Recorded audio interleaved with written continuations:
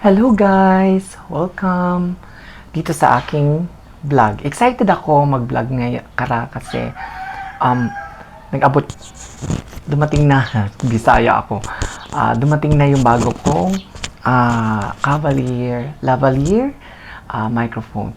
So ngayon, ipapakita ko sa inyo kung paano gumawa ng rosary. So actually may natapos na ako dito, is glow in the dark po siya. So maganda siya kasi pangregalo po ito sa mga sponsors ko sa aking charity na Feed the Hungry. So, ngayon, maggagawa ako, ipapakita ko sa inyo kung paano ko ito ginawa. So, ang kailangan natin syempre is yung, ngayon ang gagawin ko is yung Trinitarian na rosary. May crucifix po siya. Ayan. Trinitarian po siya. Then, the image ni Mama Mary na parang sa ng rosaries na sa gitna po siya, yung Mama Mary.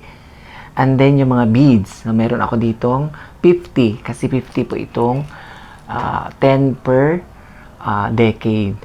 So habang 10 per decade, and then gunting, kailangan ko po yung gunting.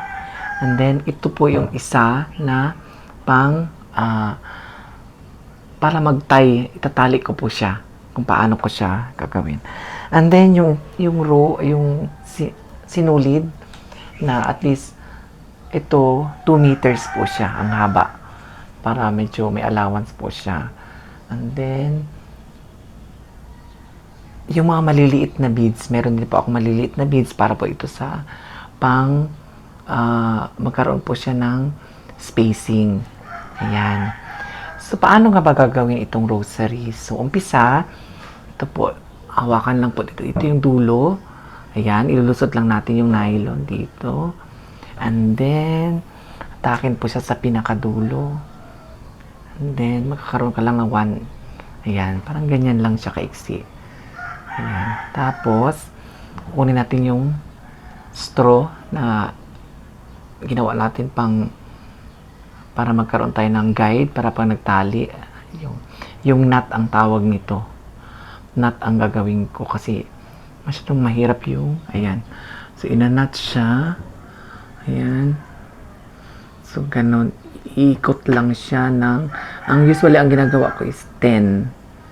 10 na ikot. Ang hirap.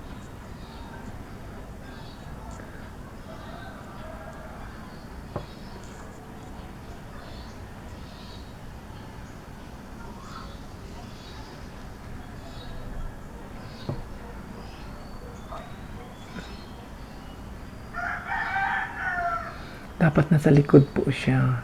Ayan.